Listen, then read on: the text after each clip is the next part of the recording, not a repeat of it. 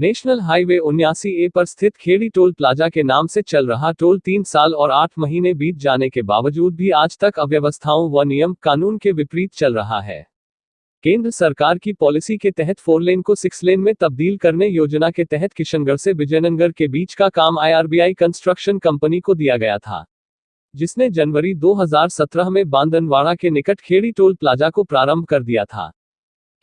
Company को नसीराबाद से विजयनगर तक का कार्य दिसंबर 2019 तक पूरा करके सौंपना था। उक्त कंपनी ने अपना काम पटेल एंड कंपनी को सबलेट किया था, जो कंपनी अपना काम बीच में ही छोड़कर चली गई। इस पर IRBI ने उक्त काम दूसरी कंपनी को सुपुर्द किया है, जो कंपनी वर्तमान में कछुए से भी धीमी गति से काम कर रही है, जिसकी वजह से बांदनवाड़ा सहित आसपास के नागरिकों को अपने व्यवसाय से महरूम होना पड़ रहा है। वहीं दूसरी और टोल प्लाजा की बात करें तो वहां पर यात्रियों के लिए किसी भी प्रकार की सुविधा नहीं की गई है। टोल कंपनी के नियमों के अनुसार टोल प्लाजा लगभग 1 किलोमीटर दूर से ही दिखना चाहिए, लेकिन टोल 100 मीटर दूर से भी नहीं दिखाई देता है। टोल पर जो लाइटें लगी हुई है उन लाइटों की 10% लाइटें भी नहीं जलाई जाती है। टोल के दोनों तरफ निर्माण कंपनियों ने मलबा इकट्ठा कर रखा है, जिसकी कोई सूचना कंपनी द्वारा नहीं लगा रखी है। टोल के पास बनी पुल पूरी तरह क्षतिग्रस्त हो रखी है, जिससे कभी भी बड़ा हादसा होने की पूरी संभावना बनी हुई है। टोल के दोनों ओर जो लोहे की सुरक्षा पट्टी बनी हुई है वह भी पूरी तरह से क्षतिग्रस्त हो रखी है, जिसकी वजह से कई गाड़ियां दुर्घटनाग्रस्त हो चुकी है। नियमों के अनुसार दोनों तरफ बनी रोड के मध्य पेड़ पौधे होने चाहिए, जो भी नहीं है।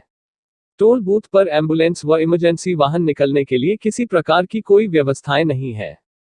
टोल रोड पूरी तरह से क्षतिग्रस्त है। जगह जगह पर गहरे गड्ढे बने हुए हैं।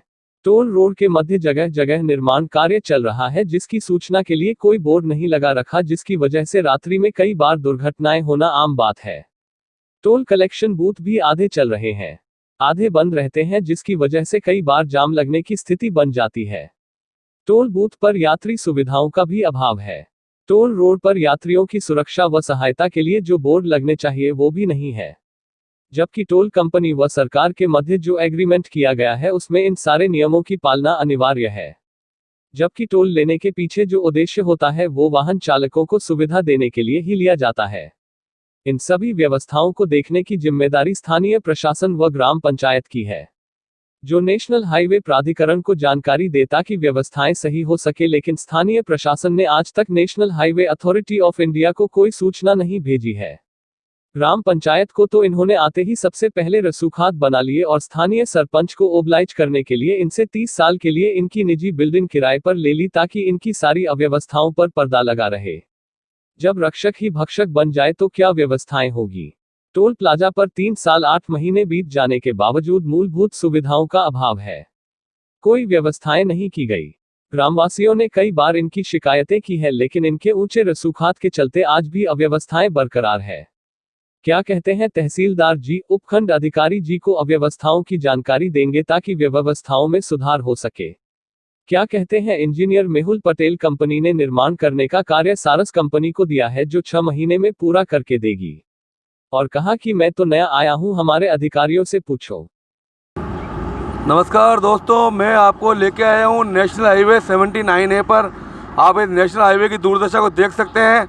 वर्ष 2017 से इन्होंने टोल लेना चालू कर दिया, लेकिन अभी तक भी नेशनल हाईवे का काम जारी है, अभी भी चल रहा है। जगह जगह से कहीं पुलियाओं का काम चल रहा है, कहीं और छोटे मोटे कट का काम चल रहा है। आगे मैं आपको दिखाऊंगा एक पुलिया है जिसका टाइम भी ओवर हो चुका है, कभी भी बहुत बड़ी दुर्घटनाएं हो सकती है। लेकिन IRBI कंपनी वालों को न तो इस बात की परवाह है कि यहाँ पर दुर्घटना होगी तो उसके लिए कौन जिम्मेदार होगा। और आगे आप रोड की स्थितियाँ देखेंगे, आपको नेशनल हाईवे, आपको ताज्जुब होगा कि नेशनल हाईवे भी ऐसा होता है कि जहाँ जगह जगह खड्डे हैं और ये लाखों रुपए प्रतिदिन का टोल वसूल कर रहे हैं, लेकिन इनके खिलाफ किसी भी प्रकार की कोई कंट्रोलिंग एजेंसी नहीं है। न तो national highway authority of India इनके खिलाफ कोई कार्रवाई कर रही है, न स्थानीय प्रशासन कार्रवाई कर रहा है, और न यहाँ के कोई जनप्रतिनिधि इस बात को लेकर ध्यान दे रहे हैं। पूर्व में भी मैंने आप सभी को नॉलेज में डालते हुए ये नेशनल हाईवे क्या जो काम है जिस प्रकार से चल रहा है और जिस प्रकार से रोड टूटी हुई है, मैंने आपकी जानकारी में दिया था, लेकिन इनके कान पे कोई जूं आज तक नहीं रहेंगी। ये जो आप लाइटें देख रहे हैं दोस्तों, ये आप अभी शाम का टाइम है, अभी थोड़ी देर बाद देखेंगे जब अंधेरा हो जाएगा तब ये सारी लाइटें बंद रहती है और सिर्फ 2 लाइटें आगे की टोल के पास की चालू रहती है, जबकि इनके नॉर्म के हिसाब से लगभग आधा किलोमीटर तक की लाइटें दूर से होनी चाहिए, दिखनी चाहिए, ताकि किसी प्रकार की कोई दुर्घटना नहीं हो सके। और आप ये देखें रोड के बीचों बीच ये क्या हालात है।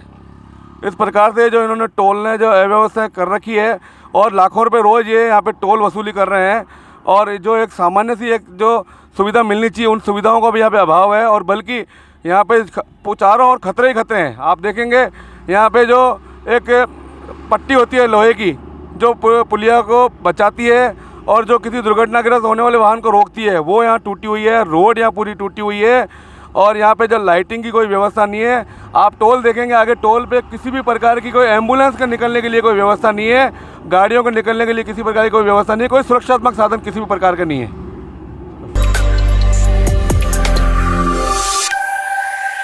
खो संघ के राष्ट्रीय उपाध्यक्ष व भाजपा नेता भंवर सिंह पलाड़ा ने आज मसूदा विधानसभा के दर्जनों गांव का दौरा कर कार्यकर्ताओं के हाल चाल जाने।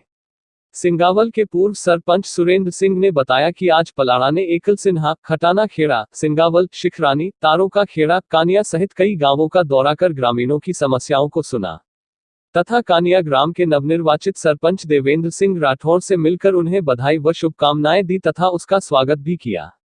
इस अवसर पर पलाड़ा ने कहा कि राज्य की कांग्रेस सरकार ने झूठे वादे कर जनता के साथ छलावा किया है। आज किसान, व्यापारी, मजदूर हर वर्ग दुखी है। क्षेत्र की सड़कें टूटी हुई है, चारों ओर भ्रष्टाचार का बोलबाला है। किसान मुआवजा लेने के लिए सरकार से भीख मांग रहा है, लेकिन सरकार के कानों पर जूं भी नहीं रेंग रही है। उन्होंने सरकार को चेतावनी दी है कि समय रहते अगर किसानों को मुआवजा नहीं मिला तो जनता आंदोलन का रास्ता अपनाएगी। इस दौरान पलाड़ा ने विजयनगर स्थित एपीएस स्कूल में भी कार्यकर्ताओं से रायशुमारी की व उन्हें निर्देश दिया कि सभी संगठित होकर रहें ताकि अन्याय के खिलाफ आवाज उठा सके। पलाड़ा ने ताराखेड़ा गांव के जाट समाज के समाजसेवी नारायण लाल ताखा की मृत्यु होने पर उनके परिजनों के साथ बैठकर उनके प्रति संवेदनाएं भी व्यक्त की। इस अवसर पर उनके साथ पूर्व उप जिला प्रमुख टीकम चौधरी, शिखरानी सरपंच सुरेंद्र सिंह, विजयनगर मंडल अध्यक्ष संजय बड़ोला, कैलाश गुर्जर, सूरजकरण गुर्जर, खटाना खेड़ा, देवकरण गुर्जर सहित कई कार्यकर्ता मौजूद थे।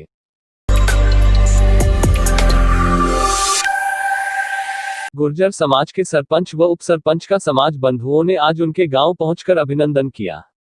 छछुंदरा निवासी भंवर लाल भडाना ने बताया कि ग्राम पंचायत ताजपुरा से प्रधान गुर्जर निर्वाचित हुए हैं तथा जडाना ग्राम पंचायत से निर्विरोध उप सरपंच बालूराम गुर्जर जीते हैं, जिनको बधाई व शुभकामनाएं देने के लिए आज गुर्जर समाज के युवा नेता सोपाल गुर्जर के नेतृत्व में समाज बंधु व मित्रगण शिवराज गुर्जर, निवासी कुर्थल पप्पू प्रजापत, गणपत सिंह रावत, छात्र नेता राजेंद्र गुर्जर, नारायण गुर्जर, तेजू गुर्जर, धीरज गुर्जर आदि उनके निवास स्थान पर पहुंचे तथा उनका माल्यार्पण और साफा बंधन करवाकर स्वागत किया।